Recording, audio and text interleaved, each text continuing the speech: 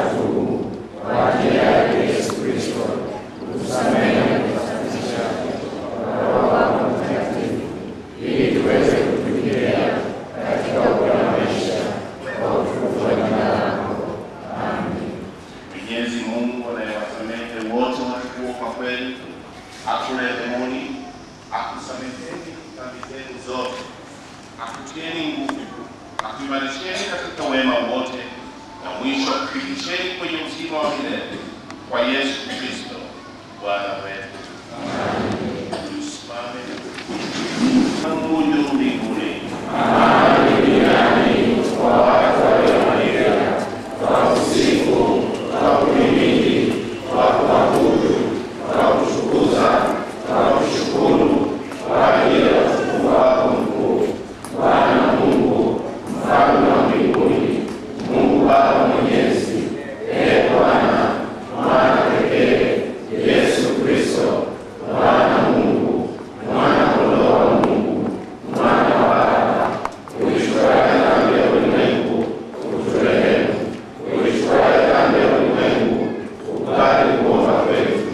Uketie mkono wa kuume wa Mungu Baba, uturehemu. Kwa kuwa ndiwe peke yako mtakatifu, ndiwe peke yako uliye juu, ndiwe peke yako uliye juu, Yesu Kristo, pamoja na Roho Mtakatifu, katika utukufu wa Mungu Baba. Amen. Bwana akae tuombe. Ee Bwana, uliye asili ya wema wote, utukirimie sisi watumishi wako wanyenyekevu, tukivuviwa na Roho wako Mtakatifu, tuyawaze yaliyo mema, na kwa rehema zako tuongozwe kuyatenda kwa Yesu Kristo Bwana wetu. Amen. Tuombe. Mwenyezi Mungu, ambaye kwa mwana wako Yesu Kristo uliwapa mitume wako watakatifu karama nyingi zilizo bora, ukawaamuru walilishe kundi lako, twakusihi maaskofu wote, wachungaji wa kanisa lako, walihubiri neno lako kwa juhudi na kuhudumia maadili yako matakatifu. Wajalie watu wako wayatii na kuyafuata, ili wote waipokee taji ya utukufu wa milele kwa Yesu Kristo Bwana wetu. Amen. Tuketi na kutulia kimya kusubiri kusikia TACC. Hey!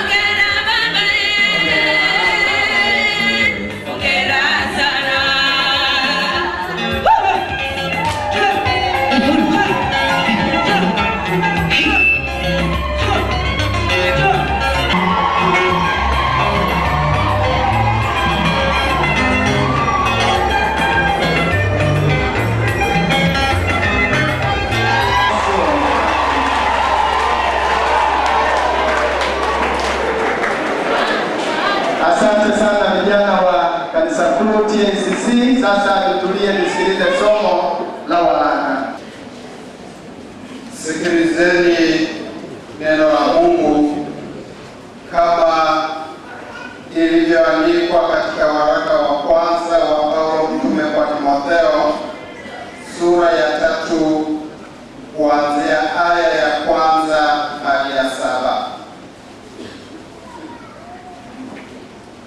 Ni neno la kuaminika.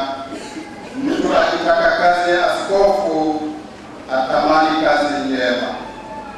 Basi imempasa askofu awe mtu asiyelaumika, mume wa mke mmoja, mwenye kiasi na busara, mtu wa utaratibu, mkaribishaji, ajuaye kufundisha, si mtu wa kuzoelea ulevi, si mpiga watu, bali awe mpole, si mtu wa kujadiliana, wala asiwe mwenye kupenda fedha, mwenye kuisimamia nyumba yake vema, ajuaye kutiisha watoto katika ustahivu. Yaani, mtu asiyejua kuisimamia nyumba yake mwenyewe atalitunzaje kanisa la Mungu? Wala asiwe mtu aliyeongoka karibu, asije akajivuna akaanguka katika hukumu ya Ibilisi. Tena imempasa kushuhudiwa mema na watu walio nje, ili asianguke katika lawama na mtego wa Ibilisi. Ndilo neno la Bwana. Simame wote tuimbe huo wimbo wa nyimbo standard 146. Ujumbe wa Bwana.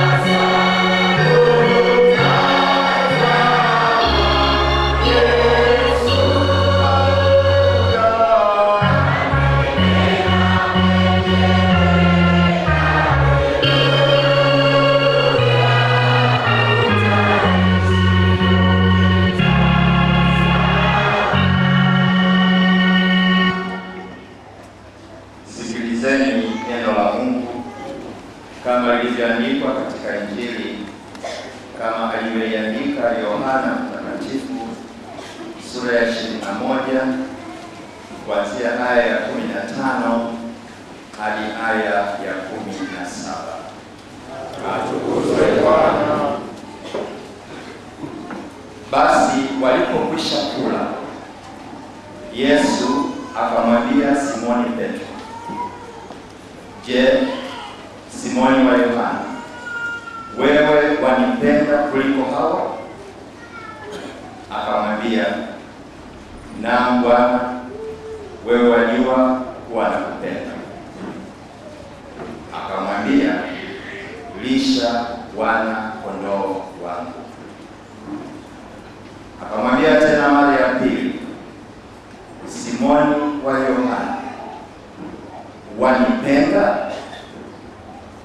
Akamwambia, "Ndiyo Bwana, wewe wajua kuwa nakupenda." Akamwambia, "Chunga kondoo zangu." Akamwambia mara ya tatu, "Simoni wa Yohana, wanipenda?" Petro alihuzunika kwa vile alivyomwambia mara ya tatu, "Wanipenda?" Akamwambia, "Bwana, wewe wajua yote, wewe umetambua ya kuwa nakupenda."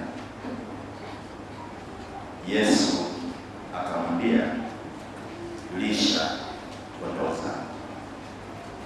Ndilo neno la Bwana. Asifiwe Kristo.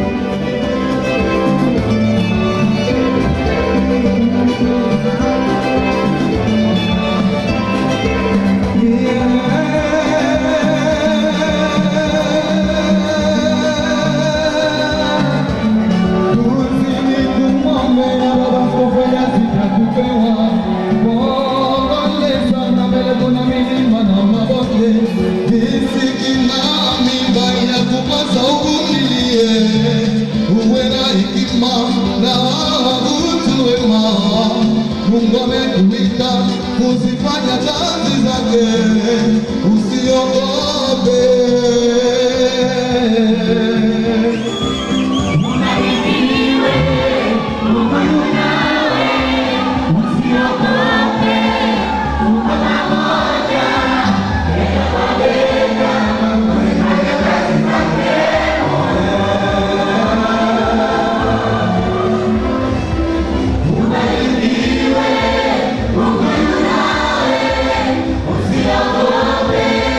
Tuko pamoja.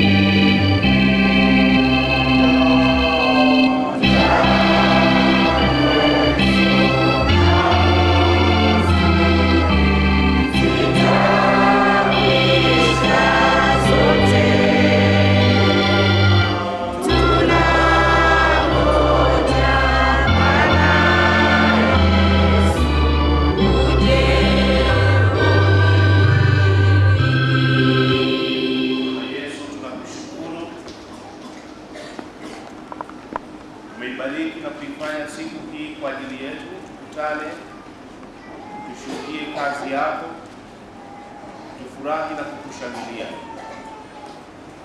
Tunakusihi Mungu ukaifanye hivyo, ukamweke mtumishi na baba yetu Elias Chakupewa kazini, azihudumie siri zako katikati ya watoto wako. Katika siku hii maneno yetu yawe chumvi na nuru, yaliimarishe kanisa lako katika umoja na yalijenge katika nguvu zako. Tuongoze sote kwa Roho wako Mtakatifu, na kwa Roho huyo tujalie busara, hekima na akili katika kuyatazama mambo. Ndugu, siku zote tukitazamia faraja zako, maana hizo ni njema kwa ajili ya ustawi wa roho zetu. Kwa Yesu Kristo tunaomba, amen. Kwa yeyote nichukue nafasi na fursa hii kumshukuru Mungu kama ambavyo ninyi leo mnafanya kwa ajili ya jambo hili kubwa aliloruhusu lifanyike katika siku hii leo, kwa ukubwa huu, kwa furaha hizi, lakini sote tukiwa pamoja na Mungu akiwa juu yetu. Tumshukuru sana yeye ambaye anasimamia kazi zake kama amelaza katikati yetu, ajuaye kuyafanya makusudi yake mema kwa ajili ya furaha na faida ya kanisa la Mungu. Napenda nichukue nafasi hii kusema mambo machache kabla tuingie kwenye tafakari ya neno la Mungu asubuhi hii. Kwanza kabisa niseme furaha yangu kwamba leo ninamaliza rasmi wajibu wangu kama askofu mkuu wa kuiangalia dayosisi ya Tabora, kwa sababu leo dayosisi ya Tabora mtapata muda mfupi ujao askofu wenu. Mimi ninamshukuru Mungu kwa kuwa sitapanda tena ndege kuja Tabora kuja kuangalia Tabora mnaendeleaje. Sasa nitakuwa na baba yenu mwenyewe, mtoto wenu wenyewe, mtu wenu wenyewe mtakayesimamiana naye na kufanya kazi zenu kama vile ambavyo Mungu atawajalia kuona. Jamani, naomba msikie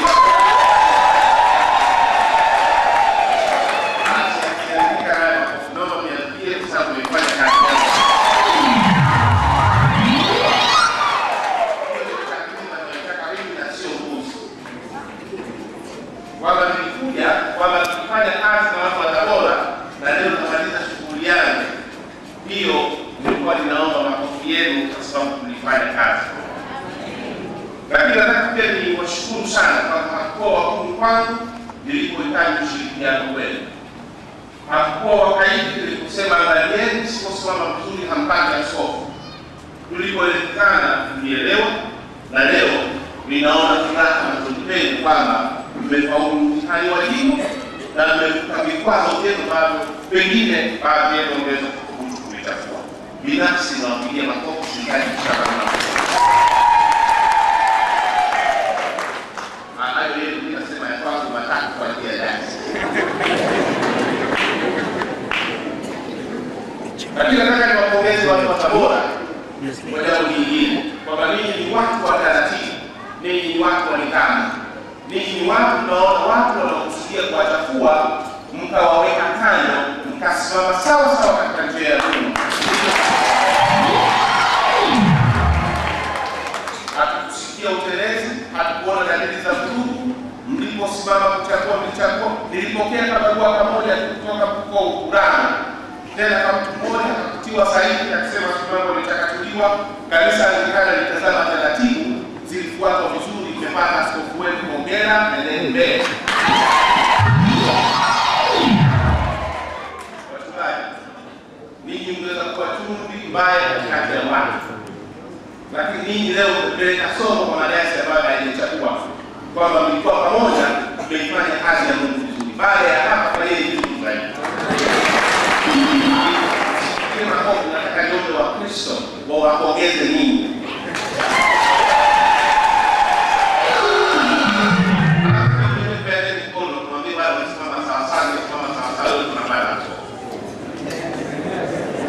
Lakini nataka pia nitambue furaha niliyoiona kipekee kwa kwaya mbili. Kwaya ya kwanza kwaya zote jamani kama mmeona zimeshona nguo mpya.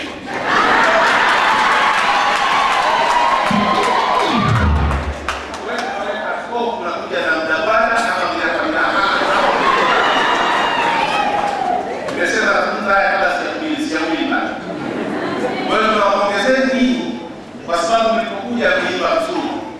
Kwa hiyo Mungu neema, historia iliyofanya vizuri na maaskofu wawili waliotangulia. Baba Askofu, nataka niseme kwa uwazi kabisa niliyosikia ilivyo katika kwaya, kwamba wenzako wawili wamefanya vizuri na wewe umefanya vizuri mpaka leo wanakupa wajibu huu. Baada ya hapo swali bali kwaya ndio hivyo nilizungumza. Habari ndio hiyo basi kwaya. Kwaya hizi Mungu imetoka Kongo, imetoka wapi sasa?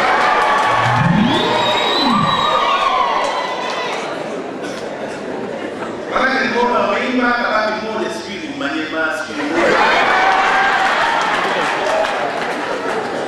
Katika anaongea na watu katika kanisa mzuri kwa kanisa bosi basta. Lakini wao wameimba vizuri. Tena kapelekea hata Askofu pale salamu, pongezi na mshoni wa Askofu ujumbe wao mkubwa. Tunakupenda na tuko pamoja. Usisahau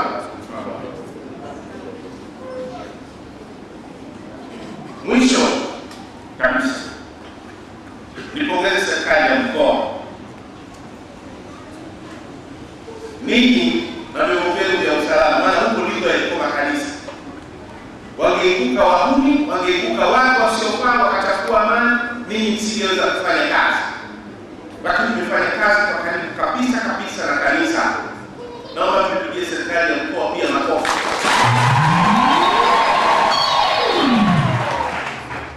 Baba Askofu, naomba pia na mimi hongera, sababu leo tunapokea mwenzetu mwingine katika nyumba ya maaskofu. Nilipokea katika vurugu za kanisa katikati, mtu mmoja akasema, Baba Askofu mkuu, matazamio ya Wakristo wa kanisa na naomba haya nipigie makofi kama ni kweli. Matazamio ya waumini na wachungaji wa kanisa Anglikana Tanzania sio kusikia wala kuona fujo, bali kuona uongozi wa Baba Askofu ukiongoza, kukemea na kutia adabu wasio na adabu.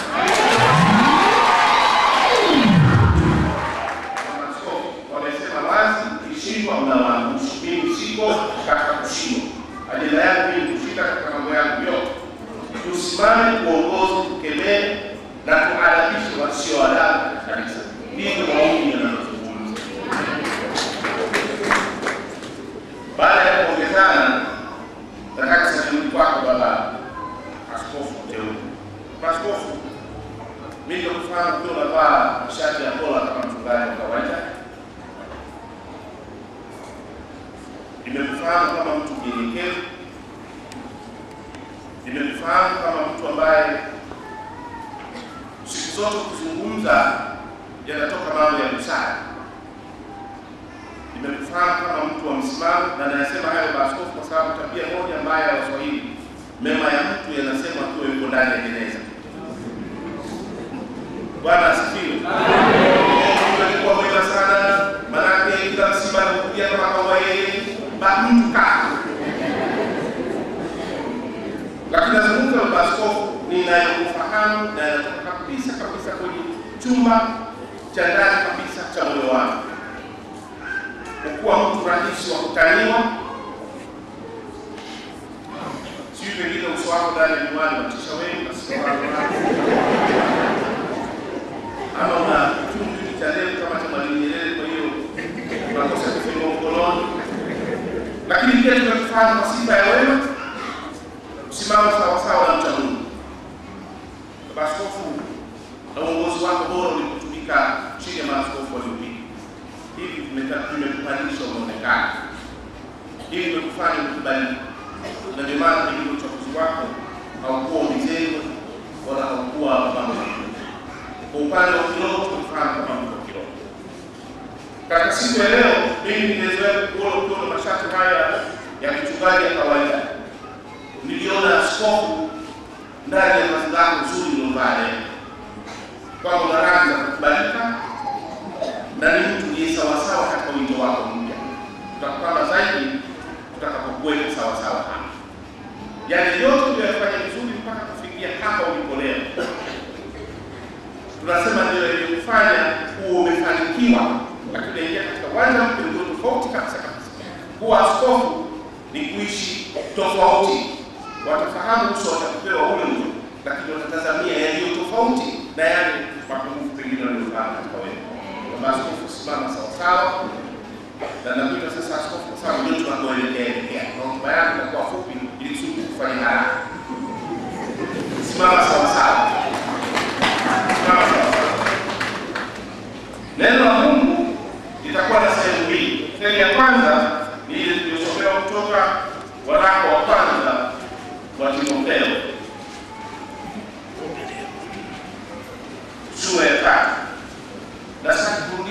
sababu kwaya iliyoimba upande huu iliyasema yote vizuri na sawasawa. Nataka kuyarudia haya ikusudia baba maaskofu tuyasikie, kwa sababu hiyo ndio primary mandate tuliyopewa na Mungu kwa neno lake, kwamba tuwe hivi tunazozungumzwa hapa na neno la Mungu na si vinginevyo. Anasema ni neno la kuaminiwa. Mtu akitaka kazi ya askofu atamani kazi njema, si kazi nzuri. Bwana neno siwe na figa za kutosha, ukaishi kwenye figa tano tu, kama $1.5 ni ile, hakuna cha zaidi figa 6 nzuri. Lakini hakuna mambo makubwa sana ndani. Unaweza kama ukitumi vizuri ukashindwa na kufuga huku tu, lakini ni kazi njema. Na njema wa kazi yenyewe au katika mambo mengine ni kwa sababu zifuatazo. Moja, unazitumikia fadhili na karama za Mungu. Katika wanadamu kuna msho, ukasimame wewe kwa ajili ya Mungu na nyuma yako watu wa Mungu na katikati yako watu wa Mungu.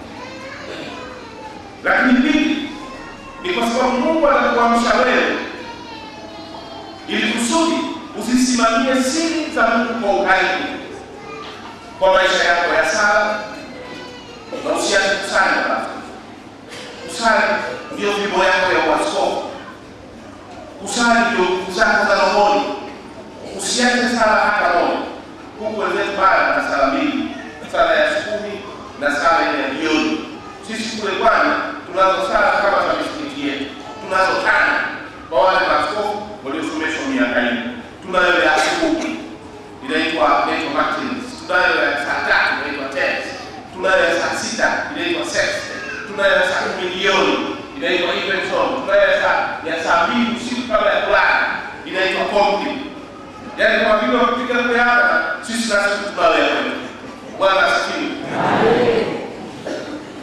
Na askofu aliye mzuri sio yule ambaye anakuwa amejaza dayari yake mikutano, akutana na mshiriki wa huyu na akutana na mshiriki wa huyu.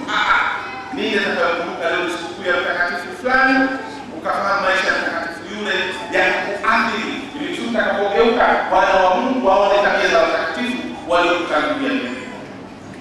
Ukigawa ratiba mikutano ya askofu na roho za mikutano na utakote ya mikutano ya majungu, zimo siasa, ya mambo mengine yote, hakuna Mungu kwa sehemu kubwa, utakuwa binadamu ndani ya mashaka yake. Kwa hiyo hakuna figa, lakini kuna mkuu ya Mungu. Tunataka kupita kusema baba askofu, kwa sababu ndani yake kuna Kristo alikuweka. Kristo anaonekana na utakuwa ni balozi wa hata bali kafikiri. Basi imepasa huyo askofu awe ni kwa namna gani, awe mtu asiyelaumika. Laumika baba askofu, utalaumika. Mimi kitu nilifunga moja ya watu wasiosikia. Nafunga kanisa, unajua watu kwenye makoti hawasikii. Si maneno wanalala chai. Unafanya nini? Ikia adabu lianze upya. Hakitaka kukaa sawa. Watasimama baada ya makayo baada ya kainani badani. Baba askofu, uongozi ni maamuzi magumu. Kama kweli maamuzi magumu, sisi tutakwenda kula soda bila kukweka. Kulaumiwa talaumiwa, lakini tusilaumike. Ndio tafsiri yake. Kwa mtu wa Mungu amesimama sawa sawa, na kama umeitwa kusimamia kanisa la Mungu kati wako, na kama unataka kusimamia wako, maana kama unachukua mbuzi na ng'ombe, hauwezi kusikia siku mbuzi kabadilisha kalia na ng'ombe, ujue umevamiwa na ng'ombe hao ndio na ng'ombe. Lazima utakuwa na sauti tofauti. Hata sauti ya mbuzi dume tofauti na ya mbuzi jike. Isipokuwa kuna tatizo la kibiolojia katika koo. Ndio tunashangaa kwa mbuzi anacheza, mbuzi dume anacheza sauti ya nini? Au kama ni kwenye simba sio ni simba ya Kichina. Ile ndio badilisha sauti. Baada ya moja ndio zawadi kutoka katika upande wa pili. Unaongea na maaskofu ama ni baba askofu, nikasema baba askofu akakata upande wa pili. Akaendesha gari. Mbona leo umesikia baba askofu anazungumza sauti yake? Nikamwona ile sauti ya mwanaume imetupwa sawa sawa na haina makosa ndani yake. Maana akasema baba askofu, samahani ndio ndani. Unatumia simu gani? Alisoma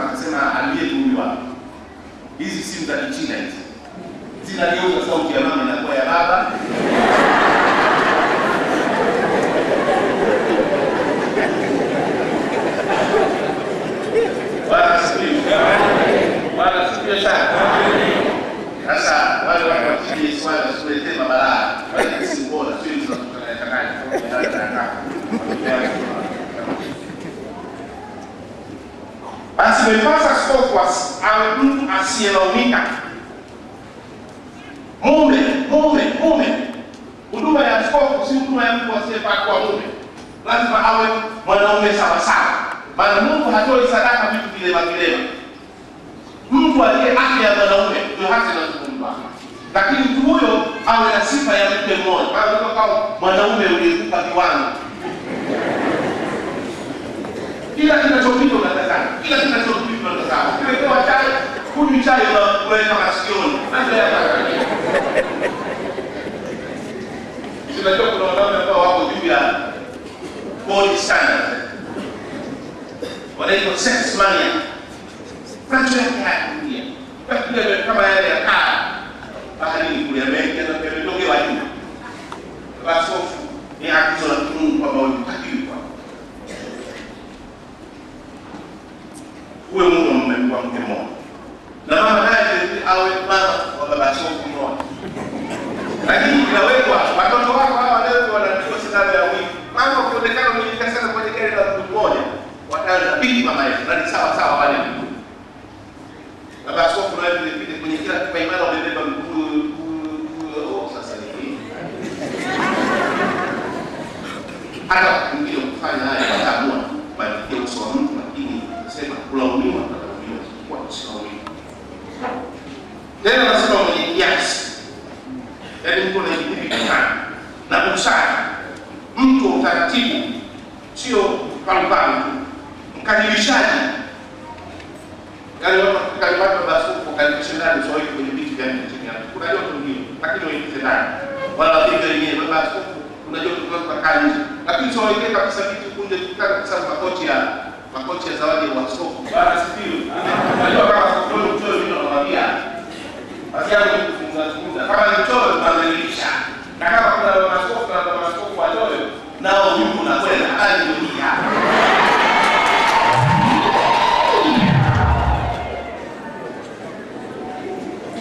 Aliwahi kufundisha askofu kuna preaching na hypnotism. Unajua kuna makanisa yanafika toka mwanzo wanaimba na kupiga makofi, kucheza geuka, kupiga kelele sana, baadaye ujumbe hauna maana kama karatasi ndio kwa hewani, kusikita maana msio itoje na yeye. Ile hypnotism unachochea bongo kufanya ambayo kwa kawaida usingeweza kufanya. Lakini kuna kuhubiri ujumbe wa neno la Mungu sawa. Halafu unaona mtu anakalia kwa kalia kala moto ama kitu kiko sawa, unajua jambo linapita. Lakini unafanya kitu ili kujifunza kwa Bwana Yesu. Kuna wakati akifundisha kuna method. Askofu kwa maneno yangu kuna wakati utaacha kuhubiri, itabidi ufundishe. Mtu asiwe mtu kuzoea ulevi. Sio wakati sio. Maneno tunasema tusilewe. Usiwe mtu wa kupiga watu. Unajua kupiga watu kwa ngumi yako au kwa maneno yako au kwa matendo yako. Halafu mchungaji anakwenda anaumia kwa kama mtu mwenye autism. Yaani kujali kwa mwingine anaumia, wewe starehe yako kwamba anaumia ni sawa. Sasa utakuwa ni mtu wa kasoro. Neno la Mungu linakuzuia usifanye hivyo. Lakini sifa zinazokuwa kwako ni zile pole. Lakini ndio usiwe mtu kujadiliana sana. Yaani talk sense, make decisions, expect results. Ndio pasitokea. Na katika nyakati hizi binadamu wanapokuwa wameota mapema, punguza sana demokrasia. Kanisa halina demokrasia, lina theokrasia. Kanisa lina utawala wa Mungu na jibu lake ni Bwana kaenani pia na roho yako. Na neno amen. Halinaoka hakuna. Hiyo ni demokrasia. Waachie CCM, waachie kafu, waachie wengine kule. Kanisa halina demokrasia, lina theokrasia, na kasia sana. Kanisa lina theokrasia, ni utawala wa Mungu, sio na mijadala sana ya ndani ya magauni na suruali. Lina statuti zake na simame pale. Kiingia kwa jumba, litaifishwa na watu wanaoleta kama mgeni ndani. Na sasa kanisa leo linaiba hapo kwa sababu tumechanganya theocracy na democracy. Angalia kinachotokea. Mimi nilitaka kanisa lifanye media review juu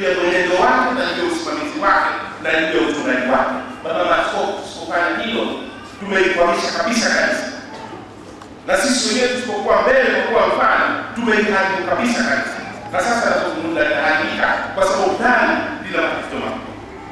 Wala sio mtu mwenye kupenda fedha. Sasa askofu hapo lazima tupende msingi.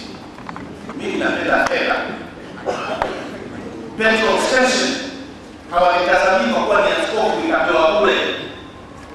Hakuna shopping iliyoandikwa this is for the archbishop. Lazima mfuko uwe nazo.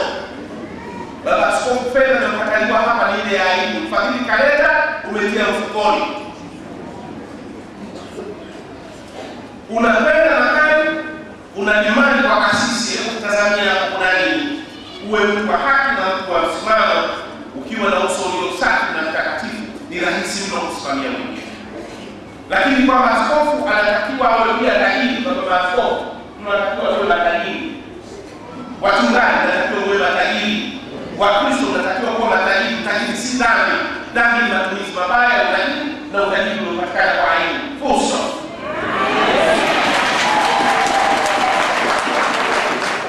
Kama mimi natakuwa kwa maskini na kupongeza. Lakini mimi hapa nitasikia nitakuwa na dhambi sadaka. Nitasema maneno haya. Bwana, ukuu, nguvu, heshima na utukufu ni vyako. Vitu vyote kutoka kwako na kwako tunakurudishia. Alafu mimi waziri wake mfundi ile roho nani kwa kile ndio. Mungu ni tajiri, watoto wake nao lazima wawe isipokuwa msiibe. Utajiri wa wizi una laana, ulio safi una nguvu ya kutembea nuru na kusaidia wengine. Na kanisa lazima tuchague mahali pa juu ili tuweze kusaidia wengine. Tukiwa mahali pa chini, mtatazamia kusaidiwa nini? Kila ngozi nyeupe atakuja hapa kaleta fedha. Wakati ngozi nyeupe hija hapa haina nao unaingia kitu mbaya. Kanisa lazima liwe na financial confidence. Baba askofu mtatakiwa kuonyesha kwa mfano. Fuga kuku tuone kwako. Fuga mbuzi tuone kwako. Kuwa na shamba ya kabla moja, kuwa na ranch, kuwa na milioni ya Tanzania kama na runua wewe. Sasa kanisa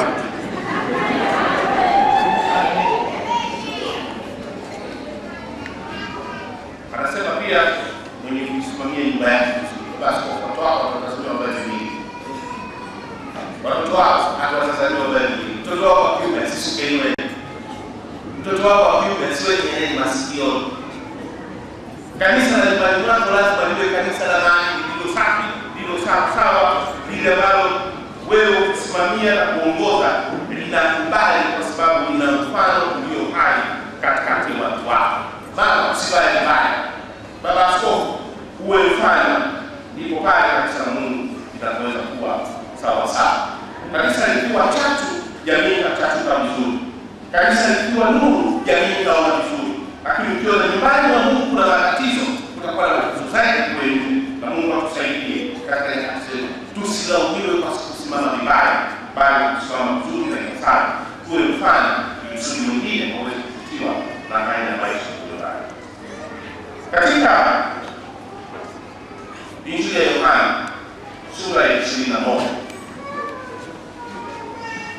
mstari wa 15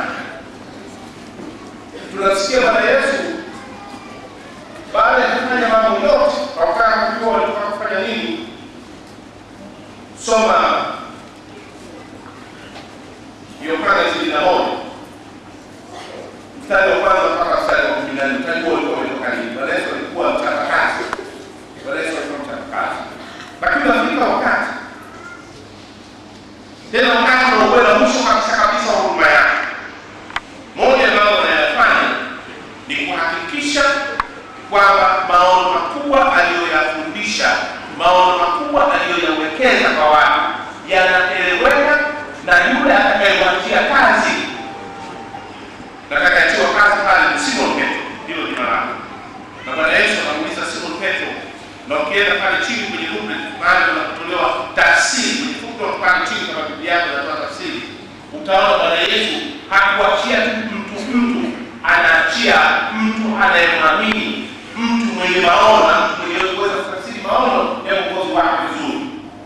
Anamuuliza, anakabidhi na kutoa usia ili karibisho la ushirika wa maono ya Mungu linampewa kwa Petro. Bwana Yesu anasema katika sura hiyo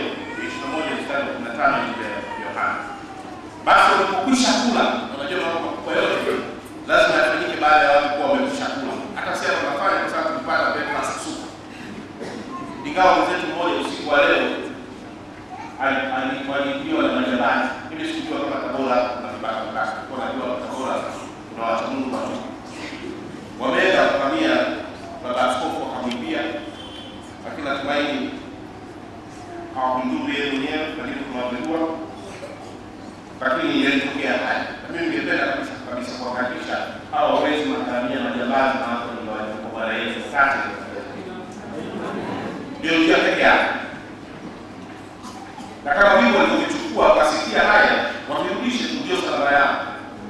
Na ndio huwezi kukaa kitu chako kiwe kimeiba, ukasema nimefanikiwa. Hili yangu nimekubali, hili gani kama sijakubali. Sasa Bwana Yesu ni baada ya kula akamwambia Simon Petro. Swali la kwanza na tafsiri yake kwa. Je, Simon wa Yohana, wewe wanipenda kuliko hawa? Akamwambia naam, wewe walipokuwa nakupenda. Agizo la kwanza linalomtaka Petro aelewe kwanza maono kabla ya tafsiri. Lisha wanakondoo wako. Mstari mmoja tu katika mambo matatu atakayoagizwa Petro, Bwana Yesu anaanza kumwambia lisha, lakini anamwambia lisha kitu gani? Anamwambia wana kondoo. Baba askofu takuwa kwa huduma yako itakuwa ni huduma ya kutoka kwenda kuhubiri ujumbe wa neno la Mungu. Kuhubiri kwa wale wanaodhani wamesikia.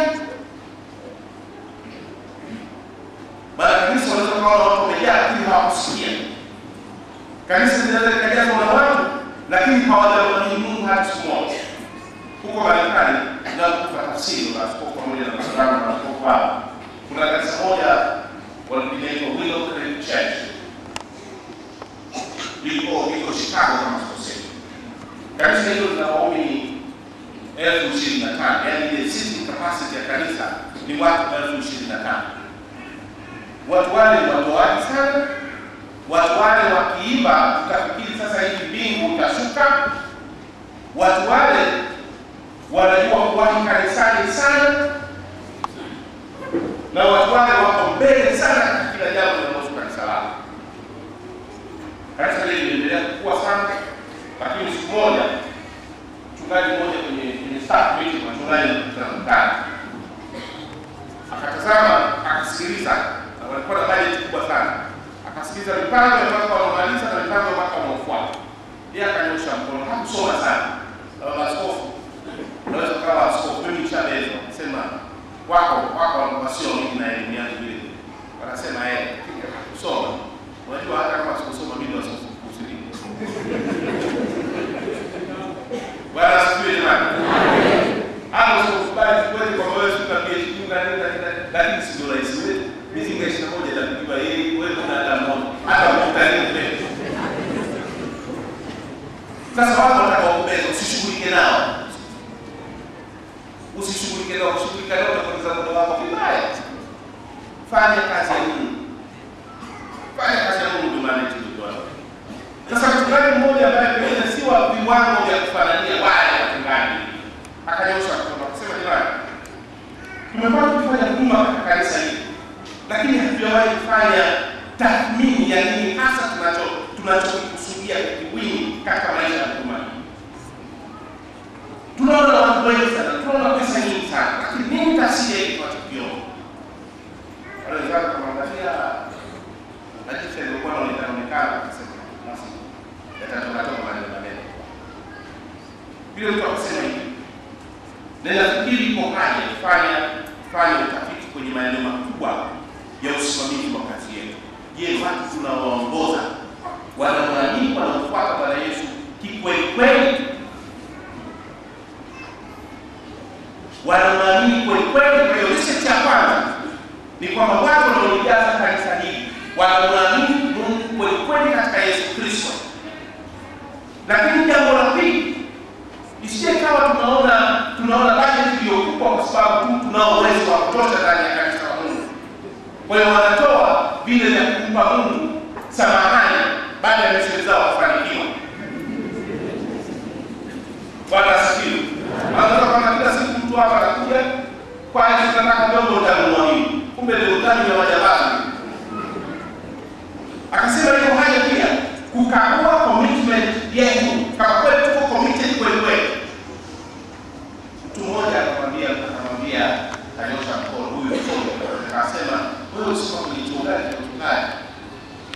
tunayotoa hapa ya kuturudisha nyuma katika kazi kubwa sana. Hapa tunajadili mafanikio. Bora tuletea moja moja na nyingine. Lakini akawepo mmoja akasema tuisikize vizuri hoja yake. Halafu pengine kwa kuwa tunazopenda kweli Marekani hapa tuna utajiri mkubwa wa mashirika yanaweza kufanya research. Kwa nini haya maswali yake yasigeuzwe yakawepo kwenye format ya utafiti ili kusudi tuone kile ambacho tunazungumza? Basi kwa hiyo tafiti wakakubaliana. Kweli wakati kampuni moja kuja kufanya utafiti. Ikafanya utafiti ulikuwa miaka 5 na matokeo yalikuwa haya yafuatayo. 75% ya watu 25,000 kwenye imani kwamba wanamwamini Mungu Baba, Mwana na Roho Mtakatifu walisema hatuamini, lakini wanajaza kanisa. Halafu katika kile iliyobaki 25, 23% walisema tunamwamini Mungu lakini tusaidiwe haya. Sasa ndio ilitokea mwenye mitala alikuwemo, mwizi alikuwemo, huyu alikuwemo, wakataja wenyewe kila mmoja na tatizo lake mmoja. Likagundulika pale tatizo kwamba wale wanasema hatumwamini Mungu ingawa wako kanisani walikuwa wanavutiwa na mahubiri mazuri ya mhubiri. Hii ni performance. Ukakiona mahubiri ukapigiwa makofi, ukapigiwa watu wameelewa. Kumbe wewe ni mahali tu hakuna viwanja vya michezo, hakuna majumba ya sinema hapa Tabora, hakuna viwanja vya hakuna majumba ya madansi na mastarehe. Kwa hiyo kanisani ndio mahali pa kubalisia mambo yao yote. 75% hawaamini Mungu na watu wake. Halafu hii 23% ndio sema na maamini Mungu. Wale maamini Mungu wanaonekana Jumapili kaingia kanisani kamshika mke, kumbe ibada na huyo na chumba cha watoto, huyu mwingine analala soo kwa sababu ya kubeba hiyo. Inaonekana kuna mambo makubwa ya mchungaji ya kushughulikiwa pale. Bwana asifiwe. Yapo hapa haya ama haya? Halafu sasa 2% ndio sema tunamwamini Mungu. Hatuna chochote zaidi ya kutazamia ufalme wa mbinguni. Siku Mungu atakapotuita sisi tuko sawa sawa tayari. Baba askofu hao watakaopewa hao ndio wana Mungu. Wanajaza kanisa lakini wanahitaji kusikia ujumbe wa nchi. Halafu tunakupa Lida sisi za Tabora. Kijiografia ina mawe yake. Usifikiri kupanda treni kwenda Shinyanga kupandikiza kanisa. Kanisa hili lina heshima. Linajua maana ya taasisi ni nini. Litakupa nguvu ya fedha uongoe watu wanaohitaji kuongolewa ndani ya Tabora. Shinyanga waachie Musa. Bwana asifiwe. Au ni watu wa Tabora wanaweza kutaka soko kutumia fedha yenu kwenda kufanya uinjilisti Shinyanga. Walio tayari wamesha kwa. Na hapa kuna watu mkuu wa mkoa yuishi Bwana Yesu anapenda kufahamu. Watu watakwenda kujua Bwana Yesu ni nani. Hao wahubiri hao wapelekea ujumbe wa Injili. Watakapokuja hao ni wana wa Mungu walio wapya. Wape mafundisho ya kiroho. Wakuze katika imani. Wamjue Yesu Kristo. Mpaka wapike mahali watakapoandika nao mbegu za rohoni. Nataka nimjue Yesu na nizidi kumfahamu. Yaani zalisha watu watakaosimama kwa miguu yao kiimani. Kumtafiti, kumjua, kumpenda, kubaki humo ndani na wasafiri naye katika moto na katika mvua. Lakini kutoka hapa ukawacha hawa ambao hawajawika kusema walioko kule Shinyanga nao tunawataka basi kuna maono ya kazi staafu haraka. Bwana asifiwe. Kanisa alikana ndio tunapoona askofu ambaye haelewi ya kutosha mandate ya mahali alipoitiwa. Huyo mtu ni wa kuondoka apisho wengine waingie. Bwana asifiwe. Wanaonielewa ndio sheti kwa. Mtu anaacha mkuu wa mkoa wa Tabora akataka kwenda kuja kuona sehemu ya mkoa wa Shinyanga. Rais wetu atafanya kitu, lakini nafahamu sio. Ukitoka hapa kuingia Shinyanga unashusha bendera mpaka kule kumbe ndani nyingine.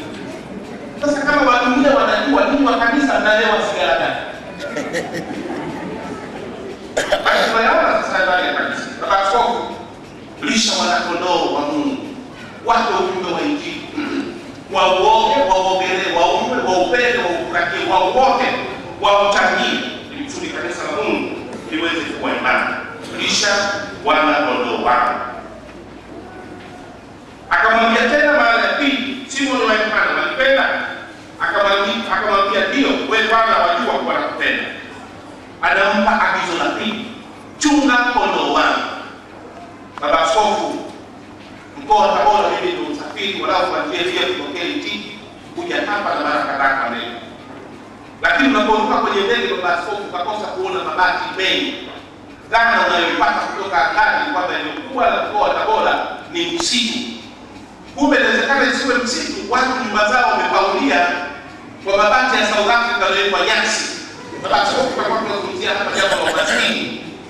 Ukiwa askofu utakayetarajia kuendesha Prado au magari ya sasa makubwa, sijui na majina gani, sio wengine magari ndani kwenda kufakufa kwa. Lakini usiumizwe na umaskini wa maskini katika mtu katika eneo lako la kazi. Na macho yako yasiwe na maono ya kugeuza maisha ya maskini wale. Wala usishughulike na umaskini wa wachungaji wako. Wala usihangaishwe na pato lao dogo. Ama chakula chao kimoja kwa siku. Ama vifo vinasababishwa na ukosefu wa njaa. Ama elimu dhaifu. Ama kutokuwepo na elimu kabisa. Baba Askofu utakuwa kulisikia kabisa, walau ama kwa kutokusoma mazingira yako, ama kutokuzijua nyakati zako, ama kwa kutojali kwa makusudi. Lakini unapoitwa wewe ukalichunge kundi la Mungu.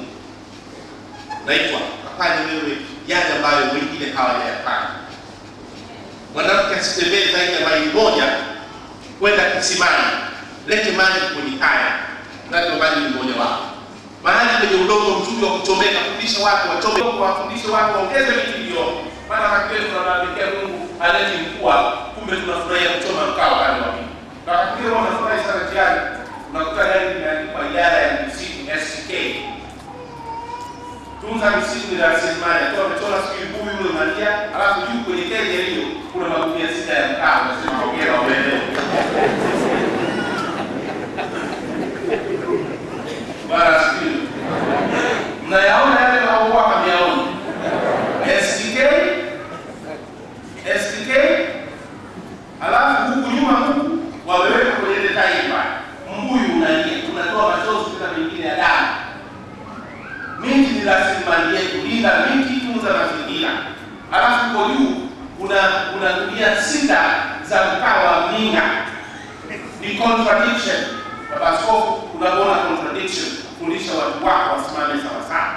Nchi hii inaweza kupata mkua kila mwezi, mkua kubwa kabisa ya kutosha. Lakini watu wake ni waharibifu wa mazingira. Na Tabora ilikuwa inasifika sana kwa kutoa baa. Leo ni Tabora hata mji wake wataanza kuingia. Ni lazima kanisa liingie kwenye mazingira kwa kutoa elimu, kwa kusimama na watu, kwa kuwafundisha watu kujaogopa. Tukiuheshimu uumbaji na kuheshimu tafadhali bado tunatunza mazao yatakayoonekana. Itawezekana hiyo Baba Askofu kwa kupeleka elimu ya kutosha, kujenga shule, kujenga taasisi za kuelimisha watu na taasisi za mageuzi katika kuelimisha watu, kusudi maisha ya watu yaweze kuwa mazuri. Lakini chunga kundi la Mungu maana yake ni kuwasimamia sawa sawa. Baba Askofu, wote kwanza nikusema kwamba unaitwa kusimamia kulisha wanakondoo. Wanakondoo tunawapata sasa. Miongoni mwao ni wale walioishi ndani ya kanisa miaka mingi. Wamepoteza nidhamu ya kulielewa kanisa, wamepoteza roho ya utii kwa taratibu za kanisa. Ni wasikivu kwa sababu wanaonekana na masikio, lakini si waelewa na kufikia kwenye kuelewa mambo. Wao wanaosimama wakifikiri kwamba wamefika mahali fulani kwenye majuzi joto za kiroho, wanajua Mungu kuliko wewe. Kwa hiyo watasimama kinyume cha taratibu za kanisa na mambo yanayotakiwa wao kutii na kufuata. Watapenda kuwa walimu mahali na kusimama kama wako kujifunza. Baba Askofu, maana ya chunga kundi la Mungu ni kusimamia taratibu za kinidhamu za kanisa, ili kusudi asiyeelewa, asiyependa, mwenye roho ya kuasi, anayependa kwenda kinyume na taratibu, huyo apate yatakayomstahili. Na wana wa Mungu waliosimama katika njia sawasawa wapongezwe kwa hao kwa sawasawa katika njia zile za kanisa linawataka. Kwa hiyo katika pointi hii tunazungumzia habari ya uchungaji. Ninawaalika Wakristo wote kanisa Anglikana Tanzania wawe watii kwa taratibu za kanisa, wawe wanyenyekevu kwa taratibu za kanisa, wawe watii kwa uongozi wa kanisa, wawe watu wa kufurahi kuona kwamba kanisa linasimama ipasavyo, na palipo na matofauti watu wazungumze badala ya kutumia nguvu na vurugu. Ndivyo kanisa linapaswa kwenda na si vingine. Baba Askofu, ninawaalika ninyi vile vile kusimamia, na Baba Askofu tumeweka leo, utapewa na utaapa kwa katiba ya dayosisi. Utapewa vyombo vya kuongozea. Baba Askofu, tumia vyombo vya kuongozea, kuongoza. Tumia kanuni zilizoko ndani ya katiba kusimamia na kutawala. Usifanye mambo yatokayo kichwani mwako. Kanisa letu limeumia, limepoteza hali. Na hata wakati wanauliza, mbona hili kanisa letu tunalifanya? Bado nchi hii jamani, nchi hii imepokea uhuru wake kutoka kwa Uingereza. Na Uingereza ndio mwenye kanisa Anglikana. Sasa taasisi za kidunia kama serikali za kufanya vizuri, halafu sisi tuliokabili tuliona Union Jack ikiondoka na bendera ya nchi ikichukua, kanisa likisimama vibaya likajiendesha vibaya, tunapoteza sura ya kuheshimika na uso wa kuaminika, na wale wanatuvuruga na wale wanatuvurugia.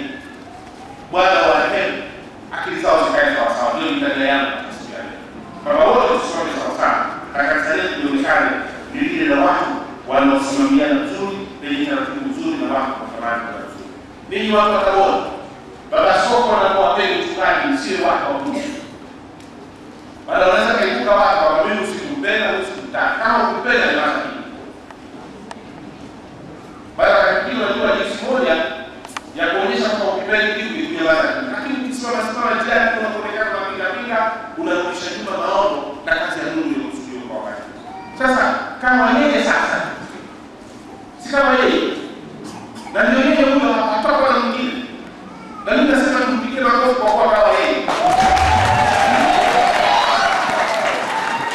Huyo ushirikiano haifanyi kazi yake na kufanya kazi yake kwa rahisi, kwa sababu ni kazi yetu.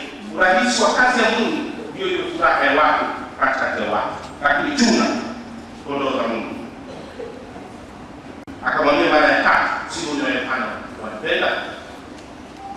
Petro alihuzunika kwa vile alimwambia mara ya tatu wanapenda, akamwambia Bwana, wewe wajua yote, wewe umetambua kuwa nakupenda. Yesu akamwambia lisha kondoo. Basi wale walio imani kiroho, wale waliokwisha kukua na kukomaa, bado wanahitaji neema ya Mungu ya kumjua Mungu, neema ya Mungu ya kulipenda dayosisi. Uonekano wa kazi ya katika dayosisi, ukawe pamoja nao na kushughulikia mambo yenu katika dayosisi. Baba Askofu, dayosisi hii ni dayosisi kubwa, tena dayosisi mashuhuri, ilianzishwa na watu waliokana vizuri.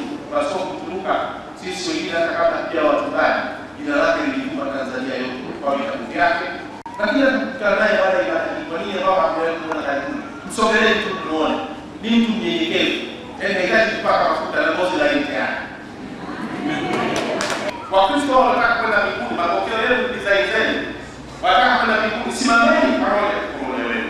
Hao wanapoingia waone mababa walio pamoja na sio nyumba zilizo tofauti.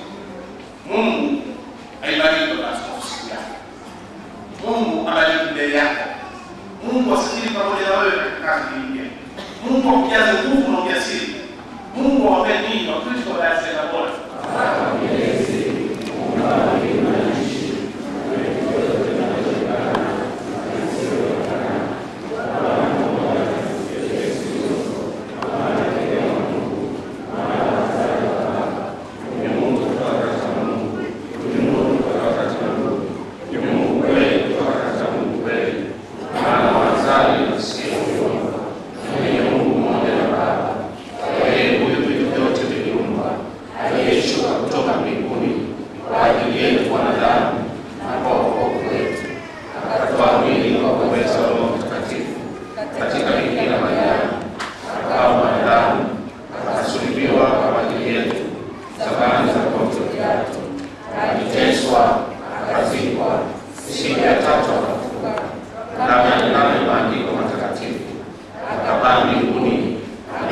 Mkono wa kuume wa Baba, naye atakuja tena kwa utukufu, kwa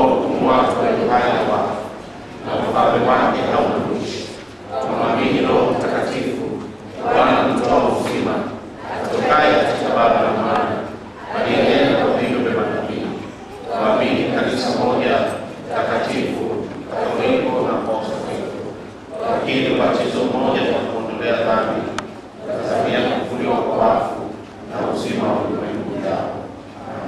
Basi tutaki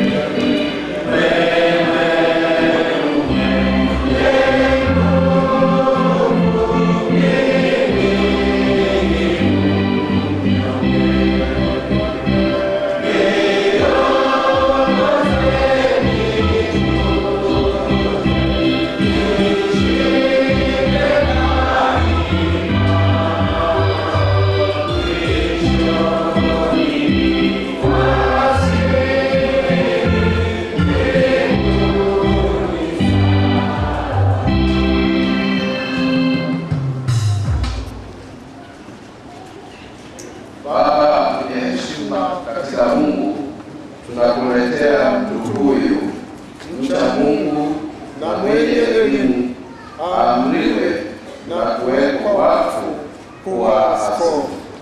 Tunataka sasa msajili wa kanisa Anglikana Tanzania Profesa Palamagamba Kabudi asome hati ya kuweka askofu. Hati ya askofu mkuu ya kumweka wakfu askofu watatu wa Dayosisi ya Tabora.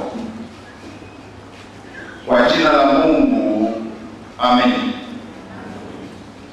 Sisi Valentino, kwa neema ya Mungu, askofu mkuu wa kanisa Anglikana Tanzania na askofu wa Dayosisi ya Dar es Salaam, kwa wapendwa wetu katika Kristo, wahudumu na Wakristo wote wa Dayosisi ya Tabora,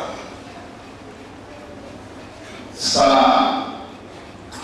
Kwa kuwa askofu wa pili wa dayosisi hii ya Tabora, Saro Yakobo Makaya, amehama na hivyo kuwa askofu wa dayosisi ya Western Tanganyika kwa mujibu wa katiba ya Kanisa Anglikana Tanzania.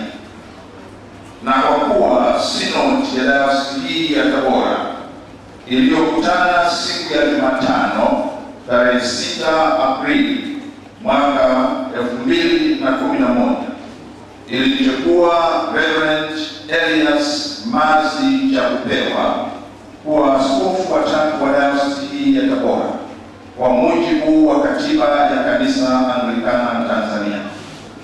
Na kwa kuwa nasi tumetimiza taratibu zote kama inavyoagizwa katika katiba ya Kanisa Anglikana Tanzania na katika katiba ya dayosisi hii ya Tabora, hivyo basi leo hii mbele yenu nyinyi nyote tunakusudia kumweka wakfu ndugu yetu mpendwa katika Bwana Reverend Elias Mazi Chakupewa kuwa askofu wa tatu wa dayosisi ya Tabora.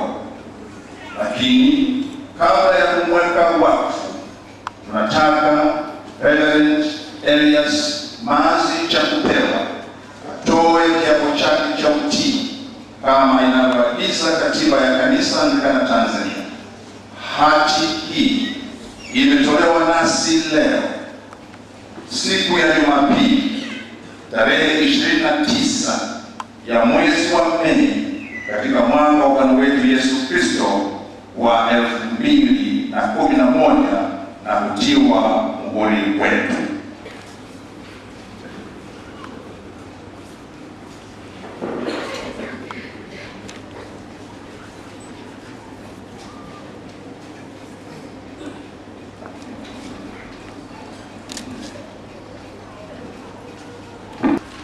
Reverend Elias Mazi Chakupewa aliyechaguliwa kuwa askofu wa kanisa na kutaka sasa kutoa kiapo chake cha utii wa askofu mkuu wa Kanisa Anglikana Tanzania. Kiapo cha utii kwa askofu mkuu wa Kanisa Anglikana Tanzania. Kwa jina la Mungu, amen. Mimi Elias Mazi Chakupewa niliyechaguliwa kuwa askofu wa kanisa la Tabora, nakubali na kuahidi kuheshimu na kumtii kama ilipasavyo askofu mkuu wa Kanisa Anglikana Tanzania Valentino Leonard Mokiwa na watakaomfuata baada yake. Kwa hiyo, ee Mwenyezi Mungu nisaidie. Amen.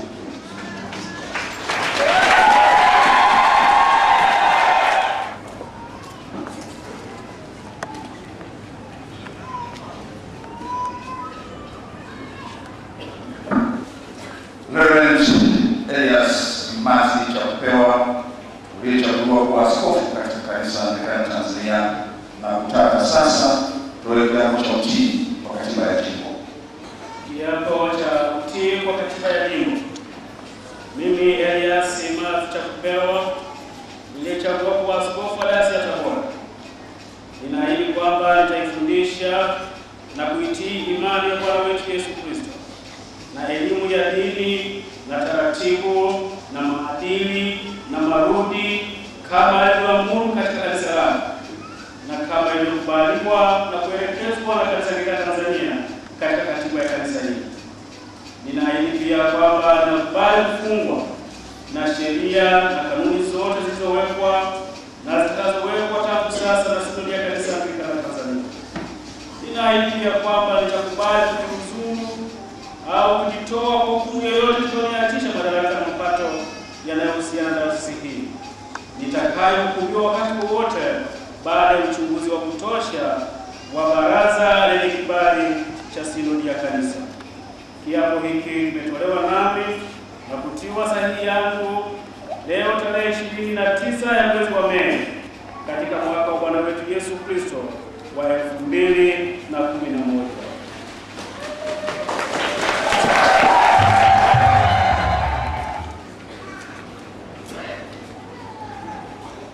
Reverend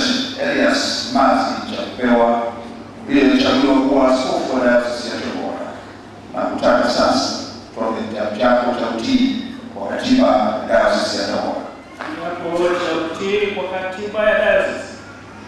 Mimi Elias Mazu Chakupewa niliyechagua kuwa askofu wa dayosisi ya Tabora, ninaahidi kwamba nitaiangalia misingi, sheria na masharti ya dayosisi hii kama yatakavyoundwa mara kwa mara na sinodi ya dayosisi hii.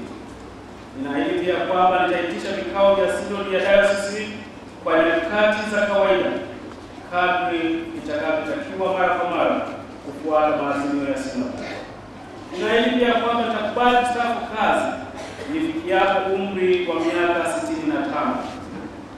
Ninaahidi pia kwamba nitajiuzuru wakati wowote kama ikiazimiwa na askofu mkuu wa Kanisa Anglikana Tanzania kwa mujibu wa katiba ya kanisa na ya dayosisi hii. Mwenyezi Mungu anisaidie. Jambo hiki kimetolewa nami na kutiwa sahihi yangu leo tarehe 29 ya mwezi Mei katika mwaka wa Bwana wetu Yesu Kristo wa 2021.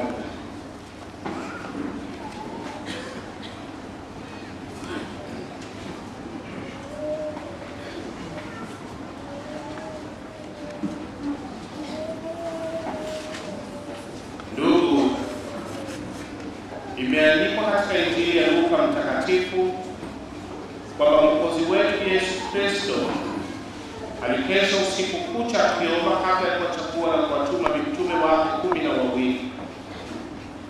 Imeandikwa tena katika Matendo ya Mitume kwamba wanafunzi waliokuwako Antiokia walifunga na kuomba kabla ya kuwawekea mikono Paulo na Barnaba na kuwatuma.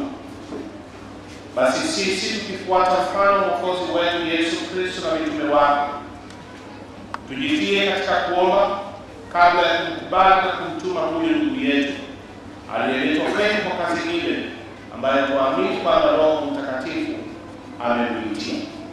Baba wa mbinguni, Mungu mwana mkombozi wa ulimwengu, Mungu Roho Mtakatifu utokaye kwa Baba kupitia kwa Mwana,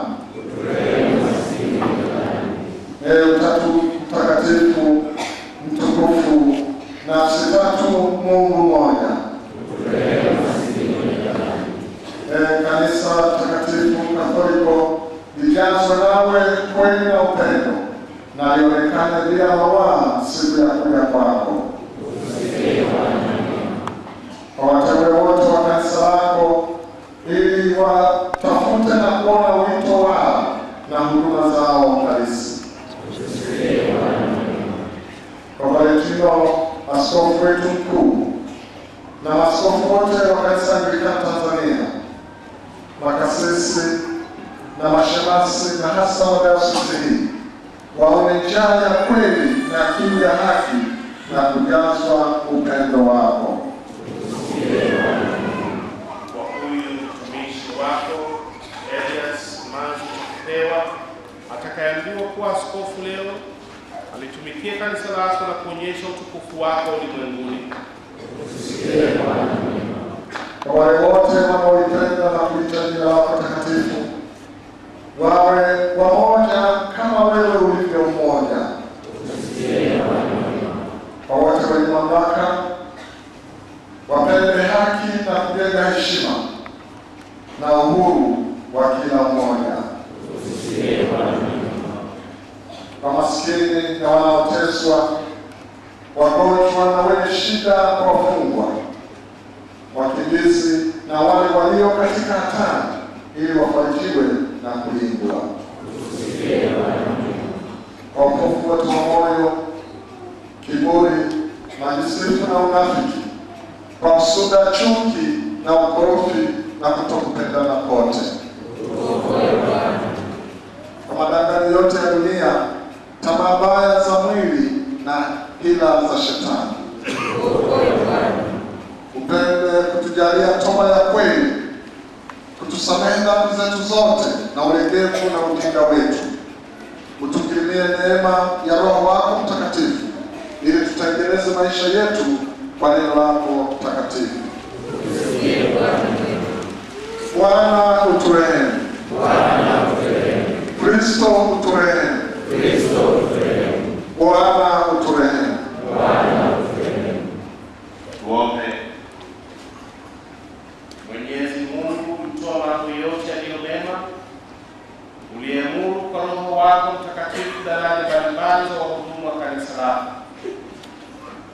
umwangalie kwa rehema huyu mtumishi wako Elias Mazo Chakupewa ambaye anaitwa sasa kwa kazi na huduma ya askofu.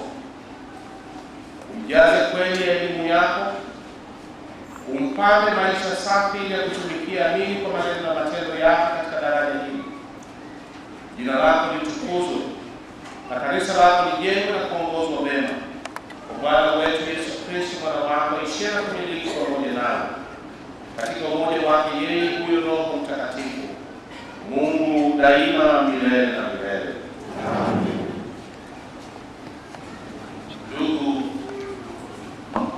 kwa sababu maandiko matakatifu na taratibu za zamani za Mungu tusitie mikono kwa haraka, wala tusikubali mtu ambaye yote awe na mamlaka katika kanisa lake Kristo amelonunua kwa thamani kubwa ya kuimwaga damu yake. Kabla sijakukaribisha kwa huduma hiyo, nitakuuliza mambo kadha wa kadha ili watu hawa walioko wapate kukupima na kushuhudia jinsi ulivyo na nia ya kuenenda katika kanisa la Mungu. Tena Elias Mazo Chakupewa, waamini sana kwamba umeitwa kwa kweli katika huduma hii kama apendavyo Bwana wetu Yesu Kristo. Naamini hivyo. Je, waamini sana kwamba maandiko matakatifu yanayo elimu yote toshayo na iliyofariki kwa wokovu wa milele kwa imani katika Yesu Kristo.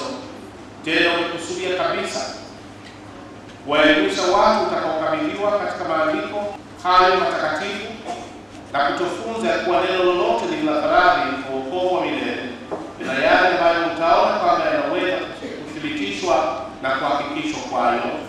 Naamini tena nimekusudia hivyo kwa neema ya Mungu. Basi utasoma na kujifunza kwa uaminifu maandiko matakatifu na kumwomba Mungu akupe ufahamu wa kweli wa maandiko hayo, ili kwa hayo upate kufundisha na kuwaonya watu elimu yenye uzima na kuwapinga wazushi na kuhakikishia ukweli. Nitatenda hivi kwa msaada wa Mungu. Je, utayari kwa uaminifu na bidii kufukuzia mbali elimu yoyote ya uongo na ukengeufu isiyopatana na neno la Mungu, na kwa faraga na kwa wazi wataka wengine na kuwatia moyo wafanye hivyo? Ni tayari kwa msaada wa Bwana. Je, utakataa uovu wote na tamaa za dunia, ukiishi maisha ya kiasi na ya unyofu na haki katika ulimwengu huu, ujidhihirishe katika yote kuwa kielelezo cha matendo mema kwa watu wengine, ili mshindani aibishwe asipate neno juu yako? Nitatenda hivyo kwa msaada wa Mungu. Utakuwa amini katika kuamuru, kutuba na kuwekea mikono wengine? Nitakuwa amini kwa msaada wa Bwana. Kwa ajili ya Kristo utakuwa mtu mpole na mwenye rehema kwa masikini na wahitaji na wageni wote wasio na msaada? Ndivyo nitakavyokuwa kwa msaada wa Mungu. Mwenyezi Mungu Baba yetu wa mbinguni, aliyekupa nia ya kuyatenda hayo yote, akupe nguvu na uwezo uyatimize. Akamilishe kwako kazi njema aliyoianza, ionekane kamilifu bila lawama siku ya mwisho, kwa Yesu Kristo Bwana wetu. Amen.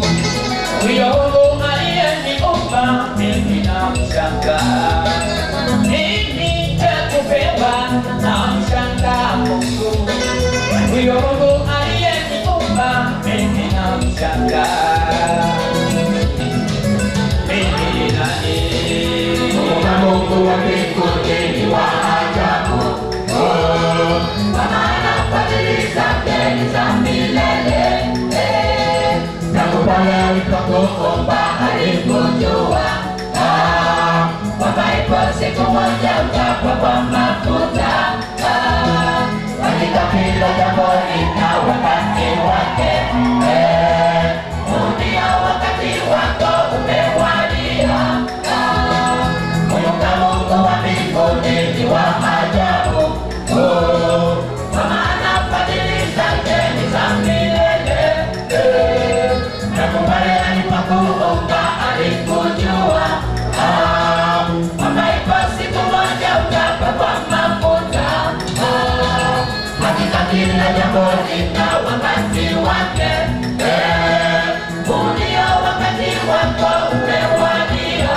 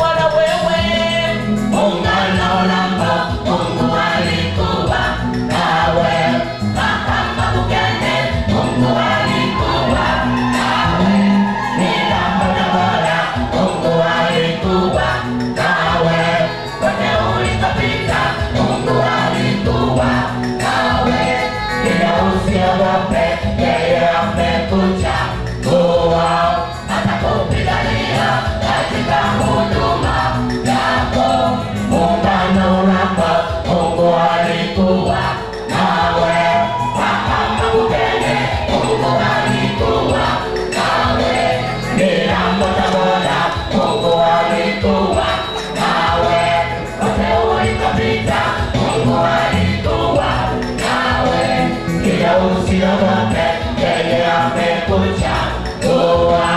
Atakupigania katika huduma yako.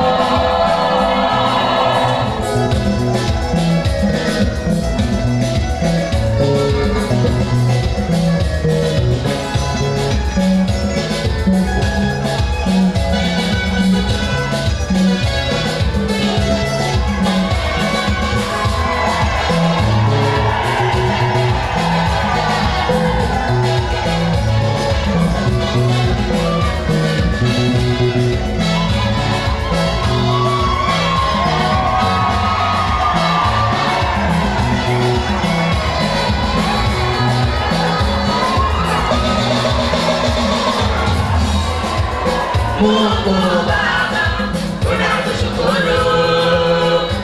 Mpango wako umetimilika. Mungu Baba, tunakushukuru. Mpango wako umetimilika. Umemchagua uliyempenda, hata watu wamechanganywa wasingewajua. Umemchagua uliyempenda,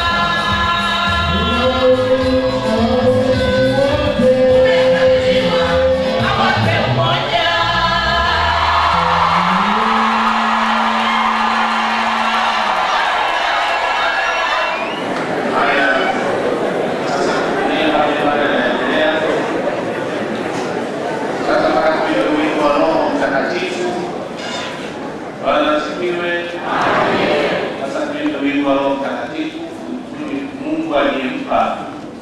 Sasa akamilishe mkononi mwake. Ewe Roho, Karibu Tabora, karibu Toronto.